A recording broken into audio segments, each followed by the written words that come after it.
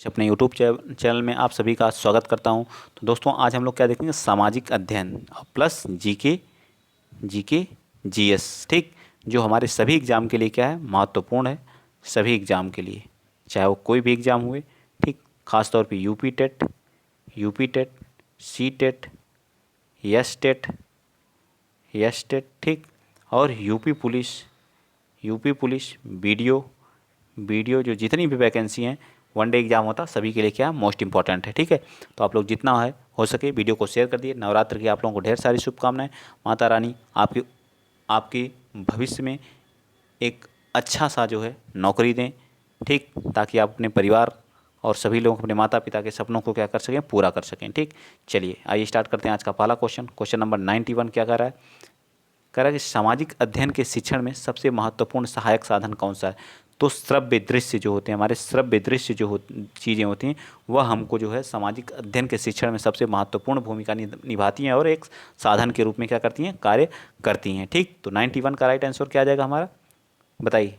B part बिल्कुल right हो जाएगा। चलिए 92 बताइए। कुछ हमारे पैडागॉजी के, ये जो हमारे पैडागॉजी है, ठीक है, तो आप लोग ऐसे प्रैक्टिस करेंगे, सारी चीज़ें तैयार हो जाएंगी। शैक्षिक क्षेत्र में जो पाठचर्या है, शिक्षा के क्षेत्र में जो पाठचर्या का तात्पर्य क्या होता है, पढ़ाने के तरीके से होता है या फिर जो है मूल्यांकन की प्रक्रिया से होता है, विद्यालय की संपूर्ण कार्यक्रम से होता है। किसके, जो विद्यालय हमारा होता है उसके संपूर्ण कार्यक्रम से, चाहे लेखन का हो, चाहे मूल्यांकन का हो, चाहे कक्षा में प्रयुक्त हेतु क्या होती है, विषय सामग्री से हो, किसी से भी है, तो विद्यालय के संपूर्ण कार्यक्रम से होता है। आई होप एक क्वेश्चन आपको समझ में आया होगा। चलिए क्वेश्चन नंबर आप चलते हैं 98 बताइए। 98 क्या करा, सामाजिक विषय में टीएलएम प्रयुक्त नहीं होता है। सामाजिक विषय में टीएलएम किसका प्रयोग नहीं किया जाता, मानचित्र का बिल्कुल किया जाता है। आप सामाजिक अध्ययन में सामाजिक विषय में मानचित्र का प्रयोग नहीं करेंगे, बिल्कुल करेंगे। ठीक है, नेपियर पट्टी का भी करेंगे, ग्लोब का भी प्रयोग करेंगे। ठीक है, नेपियर पट्टी का भी प्रयोग करेंगे, लेकिन चुंबकीय कंपास का प्रयोग किया जाता है। नेपियर का करते हैं, चुंबकीय कंपास का भी किसका नहीं करते हैं, बताइए। इन चारों में से किसका नहीं किया जाता है, तो आपको पता होना चाहिए। हम लोग नेपियर का नहीं प्रयोग करते हैं, क्योंकि हमें नेगेटिव क्वेश्चन पूछा, तो नेगेटिव का आंसर क्या होगा, नेगेटिव ही होगा। ठीक, नेक्स्ट चलते हैं। क्वेश्चन नंबर आप बताएंगे 94 देखिए क्या करा है। क्वेश्चन नंबर 94 कह रहा है कि निम्न में से किस जलवायु प्रदेश में एस्किमो पाए जाते हैं। जो हमारी एस्किमो जनजातियाँ होती हैं वो टुंड्रा प्रदेश में पाई जाती हैं, भूमध्य रेखीय प्रदेश में पाई जाती हैं, या पश्चिमी यूरोपीय प्रदेशों में पाई जाती हैं। तो 94 राइट आंसर हमारा क्या देगा, ए पार्ट हमारा। जो टुंड्रा प्रदेश होता है, टुंड्रा, ठीक है, टुंड्रा प्रदेश जो क्या ठंडा प्रदेश होता है। ठीक है, टुंड्रा प्रदेश क्या होता है, एक ठंडा प्रदेश होता है। यहाँ पे जो है कौन सी जनजातियाँ पाई जाती हैं, एस्किमो। यहाँ क्या होता है, वर्ष भर क्या होती है, बर्फ जमी रहती है।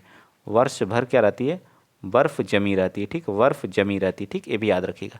चलिए आगे चलते हैं। नेक्स्ट क्वेश्चन नंबर आप बताएंगे 95 बताइए। 95 क्या करा कि निम्नलिखित में से किसने विश्व के प्राकृतिक प्रदेशों की योजना को सर्वप्रथम प्रतिपादित किया था। हम्बोल्ट ने, शोर्न ने, हेटनर ने, या हर्बर्टसन ने, बताइए। हर्बर्टसन ने, बताइए 95 का। तो इसको कौन किया था, हेटनर ने। किसने किया था, हेटनर द्वारा जो है क्या किया जाता, प्राकृतिक प्रदेशों की योजना को क्या किया गया था, सर्वप्रथम प्रतिपादित किया था। 96 विश्व पर्यावरण दिवस कब मनाया जाता है। तो विश्व पर्यावरण दिवस जो है, विश्व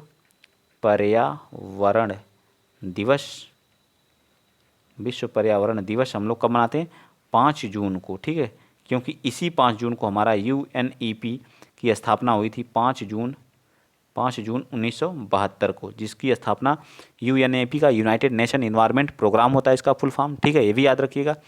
और इसी दिन हम लोग क्या मनाते हैं, पर्यावरण दिवस के रूप में मनाया जाता है, जिसका हेडक्वार्टर नैरोबी केन्या में है। ठीक, चलें आगे, चलिए आगे चलते हैं। 31 मई को तंबाकू निषेध दिवस, और 11 जुलाई को क्या मनाते हैं, विश्व जनसंख्या दिवस। चलिए आगे आ जाइए। क्वेश्चन नंबर 97 बताइए। विश्व में सर्वाधिक अवसाद ढोने वाली नदी कौन सी है। अवसाद अमेजन है, ब्रह्मपुत्र है, नील है, या गंगा है। तो हमारी कौन सी, अमेजन नदी हमारी क्या है, सबसे बड़ी नदी है। ठीक है, जो वैलूम, वाटर ऑफ वैलूम होता है, वाटर ऑफ वैलूम के मामले में सबसे बड़ी नदी कौन सी है, तो हमारी कौन सी है, अमेजन नदी है। ठीक है, अमेजन नदी कहाँ, तो ब्राज़ील में क्या करती है, फ्लो करती है। ठीक, कहाँ पे, ब्राज़ील में। ठीक है, चलिए ये भी याद होना चाहिए। ब्राज़ील हमारा किस महाद्वीप में पड़ता है, तो दक्षिणी दक्षिणी अमेरिका महाद्वीप में, दक्षिण अमेरिका महाद्वीप में पड़ता है, ये भी याद रखिएगा, ठीक है। चलिए, नीलगिरी ब्रह्मपुत्र के बारे में जानते ही हैं आप लोग, जो जो भारत में 2900 किलोमीटर पर तक लगभग फ्लो करती है, ठीक है। और इसी पे जो विश्व का सबसे बड़ा नदी द्वीप है जिसका नाम क्या है, माजुली नदी द्वीप।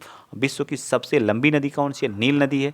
और भारत की सबसे लंबी नदी कौन सी है, गंगा नदी है, जिसकी लंबाई 2525 किलोमीटर है, ठीक। चलिए आगे आ जाते हैं, क्वेश्चन नंबर आप 98 बताएंगे। 98 का कह रहा है कि निम्न में से कौन सा शांत ज्वालामुखी का क्या है उदाहरण है, किलिमंजारो, विसुवियस, स्ट्राम्बोली या क्राकाटोआ। तो 98 का क्या है राइट आंसर बताइए। 98 का, तो 98 का राइट आंसर किलिमंजारो क्या है, किलिमंजारो एक क्या है, शांत ज्वालामुखी है। किस तरह का है, शांत, जिसमें कभी उद्गार नहीं, शांत ज्वालामुखी है, शांत ज्वालामुखी है, ठीक, शांत ज्वालामुखी है। और हमारा विसुवियस, विसुवियस, विसुवियस और जो है स्ट्राम्बोली, स्ट्राम्बोली, ये सभी हमारे क्या हैं, सक्रिय ज्वालामुखी। किस तरह के हैं, सक्रिय ज्वालामुखी हैं, ठीक है, सक्रिय ज्वालामुखी हैं, ये भी याद रखेंगे आप लोग, कैसे हैं, सक्रिय ज्वालामुखी हैं। स्ट्राम्बोली को क्या कहता है, भूमध्य रेखा का प्रकाश, भूमध्य भूमध्य सागर का क्या बोल, भूमध्य सागर का प्रकाश स्तंभ भी बोला जाता है, ठीक है। क्या बोल, स्ट्राम्बोली को भूमध्य सागर, क्योंकि यहाँ पे हमेशा आग क्या रहती है, धधकती रहती है, ठीक है। चलिए आगे आ जाइए, क्वेश्चन नंबर आप बताएंगे कौन सा, 98, 99 मूल्यांकन संबंधित है। जो मूल्यांकन किया जाता है वह किससे संबंधित है, जो मूल्यांकन हमारा होता है, किसी बच्चे का मूल्यांकन किस तरह किया जाता है, छात्र के कौशल के विकास से, छात्रों की उपलब्धियों से, छात्रों की रुचि से, छात्रों के गुण से। मूल्यांकन, जो आपका मूल्यांकन किया जाता है वह किससे संबंधित है, तो छात्रों के क्या विकास से संबंधित है, ठीक है, डेवलपमेंट के, छात्र के डेवलपमेंट से संबंधित है, किससे, डेवलपमेंट से, ठीक है, डेवलपमेंट से संबंधित है, याद रखेंगे आप लोग, ठीक है। आ जाइए नेक्स्ट चलते हैं, कक्षा क्वेश्चन नंबर 10 बताइए। कह रहा है कि जो शिक्षण, कक्षा शिक्षण होना चाहिए, सघन होना चाहिए, एक तरफा होना चाहिए, सरल हो, परस्पर संवाद। जो कक्षा में अगर आप टीचर हैं, ठीक है, आप कोई टीचर हैं, ठीक है, मान लीजिए आप एक टीचर हैं, ठीक, और आपके सामने बच्चे बैठे हुए हैं, ठीक है, ये सभी क्या हैं, बच्चे हैं, ठीक, ये सभी बच्चे हैं। एज्यूम कर लीजिए आप एक क्लास में, एक क्लास टीचर हैं, आपके सामने सभी एक क्लासरूम है, ठीक, ठीक, ये क्या है, क्लासरूम है, ठीक। तो आपका और बच्चों के बीच में कम्युनिकेशन होना बहुत ज़रूरी है, क्या है, परस्पर, परस्पर अगर संवाद सही नहीं होगा तो बच्चा सीख नहीं पाएगा, ठीक है। कक्षा का मेन मोटिव होता है कि क्या होना चाहिए, परस्पर संवाद होते रहना चाहिए, ठीक है, परस्पर संवाद होना बहुत जरूरी, एक तरफा संवाद भी नहीं, सघन भी नहीं होना चाहिए, सरल भी नहीं होना चाहिए, ठीक। चलिए नेक्स्ट चलते हैं, क्वेश्चन नंबर 111 बताइए, 101 बताइए। ऑपरेशन फ्लड संबंधित है, जो ऑपरेशन फ्लड है वह दुग्ध उत्पादन से, सिंचाई विकास से, बाढ़ नियंत्रण से या मृदा, तो दुग्ध उत्पादन से, ठीक, किससे, दुग्ध उत्पादन से है, ठीक। दुग्ध, जो हमारे श्वेत क्रांति, श्वेत क्रांति किससे संबंधित है, तो श्वेत क्रांति हमारे दुग्ध उत्पादन से संबंधित। श्वेत क्रांति के जनक कौन है, वर्गीज, वर्गीज कुरियन, ठीक है, वर्गीज कुरियन जी हैं, ठीक है। श्वेत क्रांति के जनक कौन है, वर्गीज कुरियन जी हैं, ठीक। नेक्स्ट आ जाइए, क्वेश्चन नंबर आप बताएंगे कौन सा, 102 बता दीजिए।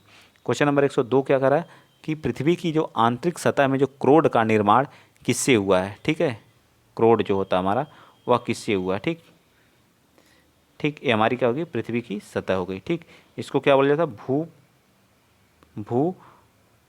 भू परपटी बोला जाता है, क्या बोला, भू परपटी, ठीक। फिर उसके बाद क्या होती है, सियाल, सियाल, फिर उसके बाद क्या होती है, सीमा, सीमा, ठीक है। यहाँ कौन होती है, नीफे, इसको क्या बोला, नीफे सबसे, जिसको क्या बोला जाता है, क्रोड बोला जाता है, कोर बोला जाता है, ठीक है। तो कोर के पास क्या होता है, नीफे, नीफे का मतलब क्या होता है, निकिल, इसका मतलब क्या होता है, निकिल प्लस फेरस, ठीक है, आयरन जिसको बोलते हैं, निकिल प्लस लोहा जिसको आयरन बोला जाता है। सीमे को क्या बोलते हैं, सिलिकॉन प्लस मैग्नीशियम, ठीक है, Mn, मैग्नीशियम। सियाल का क्या होता है, silicon plus aluminium, silicon plus aluminium. तो सबसे नीफे जो होता है वो कोर में होता है, तो उसका क्या नाम है बताइए, बताइए, नीफे, एन, निकिल प्लस क्या, आयरन। तो 102 का राइट आंसर क्या आ जाएगा, तो 102 का राइट आंसर हमारा क्या आ जाएगा, सी पार्ट, सी पार्ट बिल्कुल सही हो जाएगा, ठीक है, क्या हो जाएगा, सी पार्ट बिल्कुल सही। चलिए आगे आते हैं, क्वेश्चन नंबर आप बताएंगे 103। 103 क्या करा, 103 देखिए, सबसे नीचे क्या होता है हमारा, क्षोभ मंडल, क्या होता है, क्षोभ मंडल।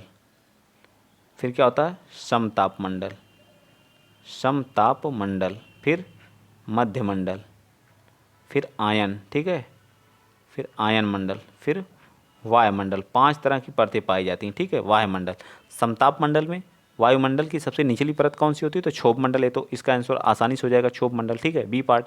लेकिन देखिए इसमें जो मौसम संबंधी घटनाएं होती हैं, क्षोभ मंडल में मौसम संबंधी सारी घटनाएं हमारी कहाँ होती है? क्षोभ मंडल, बादल का गरजना, बिजली का तड़कना, जो बारिश का होना, ये सभी घटनाएं हमारी क्षोभ मंडल में। समदाप मंडल में हमारी क्या होती है? जो अल्ट्रा वायलेट रेज हमारी आती हैं उनको रोकने का काम कौन करती है? Ozone layer. कौन करती है? ओजोन लेयर, ठीक है, ओजोन परत, ठीक। यह हमारी कहाँ? समताप मंडल में ही पाई जाती है ओजोन लेयर। और यहीं पे जो है हमारा क्या, जो वायुयान होते हैं उनको उड़ाए जाते हैं, क्योंकि हवाएं यहाँ जो है क्या चलती हैं? समांतर, एक समान चलती हैं, ठीक। तो आज चलिए आगे चलते हैं। क्वेश्चन नंबर 104 बताइए। 104 देखिए क्या कर रहा है। क्वेश्चन नंबर 104 कह रहा है कि लॉर्ड मैकाले संबंधित हैं, बताइए जो लॉर्ड मैकाले हैं वह किससे संबंधित? सेना के सुधार से, सती प्रथा के समाप्ति से, अंग्रेजी शिक्षा से, या अस्थायी बंदोबस्त से। तो 104 का राइट आंसर क्या जाएगा? अंग्रेजी शिक्षा से संबंधित कौन? Lord Macaulay. हमारा किससे संबंधित है? किससे है? तो हमारी अंग्रेजी शिक्षा। 105, भारतीय राष्ट्रीय कांग्रेस की प्रथम महिला अध्यक्ष कौन थी? तो भारतीय कांग्रेस की प्रथम महिला अध्यक्ष कौन थी? तो एनी बेसेंट थी, ठीक है, एनी बेसेंट। कौन थी? Annie Besant. इन्हें अध्यक्ष कब बनाया गया था? तो 1916 में। कब? 1916 में क्या बनी थी? प्रथम कांग्रेस की प्रथम महिला अध्यक्ष बनी थी। और भारतीय महिला कौन थी? तो भारतीय महिला जो थी पूर्ण रूप से वो कौन थी? सरोजनी नायडू। कौन थी? सरोजनी नायडू, ठीक। कब बनी थी? 1925 में, ठीक। कहाँ? कानपुर अधिवेशन में, ठीक, याद रखिएगा। तो इसका राइट आंसर क्या आ जाएगा? डी पार्ट बिल्कुल सही होगा, ठीक। एनी बेसेंट 1916 में, ठीक है, पहली महिला अध्यक्ष बनी कांग्रेस की। उसके बाद जो भारतीय महिला प्रथम महिला अध्यक्ष कौन बनी? सरोजनी नायडू। कब? 1925 में, कानपुर अधिवेशन में। आ जाइए क्वेश्चन नंबर 106 बताइए। क्वेश्चन नंबर 106 कह रहा है कि भारतीय इतिहास में स्वर्ण युग किस काल को कहा जाता है? तो स्वर्ण युग जो है किस काल को स्वर्ण युग के रूप में जाना जाता है? स्वर्ण युग किसको? मौर्य काल को, वैदिक काल को, गुप्त काल को, या वर्धन काल को? बताइए। 106 का राइट आंसर आप बताएंगे कौन सा हमारा राइट आंसर है 106 का। तो इसका राइट आंसर हमारा क्या जाएगा? गुप्त काल को क्या कहा जाता है? स्वर्ण युग के रूप में जाना जाता है। चलिए 107 बताइए। दिल्ली के लाल किले में मोती मस्जिद का निर्माण किया था। जो दिल्ली के लाल किले में मोती मस्जिद का निर्माण किसके द्वारा किया गया था? तो यह जो है औरंगजेब के द्वारा किया गया था, ठीक है। औरंगजेब ने दिल्ली के लाल किले में एक मोती मस्जिद का क्या किया था? निर्माण किया था। आगे चलिए क्वेश्चन नंबर 108 बता दीजिए। क्वेश्चन नंबर 108 का रहा कि सिकंदर लोदी ने किस नगर की स्थापना की थी? तो सिकंदर लोदी ने सिकंदर लोदी क्या था? लोदी वंश का था, ठीक है, लोदी वंश का, ठीक है, लोदी वंश का सबसे प्रतापी शासक था, ठीक है। तो लोदी वंश का संस्थापक कौन था? तो बहलोल लोदी था, बहलोल लोदी था, ठीक है, बहलोल लोदी था। बहलोल लोदी के बाद कौन शासक बनता है? सिकंदर लोदी बनता है, ठीक है, सिकंदर लोदी। इसके बाद कौन बनता है? इब्राहिम लोदी, ठीक है, इसके बाद कौन बनता है? इब्राहिम लोदी, ठीक है। इसी को पानीपत के युद्ध में क्या करता है? पानीपत के युद्ध जो 1526 में हुआ था, इसमें क्या करता? बाबर हरा करके मुगल वंश की क्या कर देता? स्थापना कर देता है। तो सिकंदर लोदी ने किस नगर को बसाया था? 108 का आप बताएंगे तो आगरा को बसाया था। तो ठीक है, सिकंदर लोदी ने आगरा की स्थापना की थी। चलिए आगे बताइए क्वेश्चन नंबर 109। 109 बताइए। पृथ्वी और चंद्रमा के मध्य की दूरी कितनी है? पृथ्वी और चंद्रमा के मध्य के बीच की दूरी कितनी है? तो 109 का जो राइट आंसर आपके सामने आएगा वह हमारा कौन सा हो जाएगा? बताइए। 109 का बी पार्ट हो जाएगा। 3,84,400 किलोमीटर इनके बीच की दूरी है। नेक्स्ट बताइए। निम्न में से भारत की कौन सी नदी एक विभ्रंश घाटी से होकर बहती है?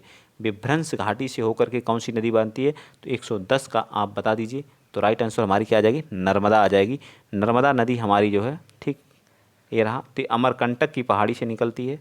अमरकंटक की पहाड़ी से निकलती है, यहाँ से होते हुए जो है ये हमारी कहाँ पे? अरब सागर में अपना क्या करती है? अरब सागर में अपना क्या करती है? जल गिराती है, ठीक, अरब सागर में। ये भी याद रखिएगा, ठीक। नर्मदा नदी 1312 किलोमीटर की दूरी क्या करती है? कवर करती है, ठीक है। यह अपना जल किस डायरेक्शन में? तो यह जो है पश्चिम की दिशा में क्या होती है? फ्लो होती है और विभ्रंश घाटी का क्या करती है? निर्माण करती है, ठीक। गंगा नदी 2525 किलोमीटर 5 राज्यों से होकर के फ्लो करती है। कावेरी जो ब्रह्मगिरी की पहाड़ी जो होती है, हमारी ब्रह्मगिरी की पहाड़ी जो कर्नाटक में है, वहाँ से हमारी क्या करती है? कावेरी नदी निकलती है। और ये अपना जल बंगाल की खाड़ी में हमारी कौन सी नदी है? कावेरी है, ठीक, कावेरी है, ठीक। ये भी याद रखिए। अमरावती, हेमावती, ये सभी इसकी सहायक नदियाँ। ठीक, चलिए आ जाइए नेक्स्ट चलते हैं। क्वेश्चन नंबर 111 बताइए, रामकृष्ण मिशन की स्थापना किसके द्वारा की गई थी? तो रामकृष्ण मिशन की स्थापना जो दयानंद सरस्वती के द्वारा, स्वामी विवेकानंद के द्वारा, राजा राम मोहन राय के द्वारा, दादा भाई नरौजी के द्वारा। तो रामकृष्ण मिशन की स्थापना जो है स्वामी विवेकानंद जी के द्वारा की गई थी। ठीक है, स्वामी विवेकानंद जी के द्वारा की गई थी। चलिए नेक्स्ट चलते हैं। क्वेश्चन नंबर आप 112 बताइए। क्वेश्चन नंबर 112 क्या कह रहा है? आज़ाद हिंद फौज के सैनिकों पर चली मुकदमे की पैरवी करने वाले दल की अध्यक्षता किसने की थी? 112 का, तो 112 का राइट आंसर क्या आएगा? भूला भाई देसाई ने। किसके द्वारा? भूला भाई देसाई। 113, वक्राकार ईंट सिंधु घाटी सभ्यता में कहाँ से मिली? कालीबंगा से, लोथल से, चन्हू दड़ों से या हड़प्पा से? 113 का राइट आंसर बताइए। तो 113 का राइट आंसर क्या आ जाएगा? सी पार्ट, चन्हू दड़ों से मिली थी हमारी वक्राकार ईंट सिंधु सभ्यता में। कहाँ से मिली थी? चन्हू दड़ों से। नेक्स्ट बताइए, 1959 में, ये आज का लास्ट क्वेश्चन है, बाकी जो बचे हुए क्वेश्चन है उनको हम लोग कल करेंगे। ठीक है, 1959 में पंचायती राज को किन राज्यों में सर्वप्रथम लागू किया गया था? राजस्थान और आंध्र प्रदेश में। राजस्थान और आंध्र, सबसे पहले पंचायती राज व्यवस्था हमारी राजस्थान के नागौर में। ठीक है, राजस्थान के नागौर जिले में। ठीक है, नागौर में। बताइए राइट आंसर हमारा क्या आ जाएगा? ए पार्ट हमारा 114 का राइट आंसर क्या आ जाएगा? बिल्कुल ए पार्ट सही होगा। ठीक, तो आज के लिए इतना है। अगर वीडियो अच्छा लग रहा है, पढ़ने में भी मज़ा आ रहा है, तो आप लोग वीडियो को शेयर करते रहिए। ठीक है, आज के लिए इतना ही। जय हिंद, जय भारत।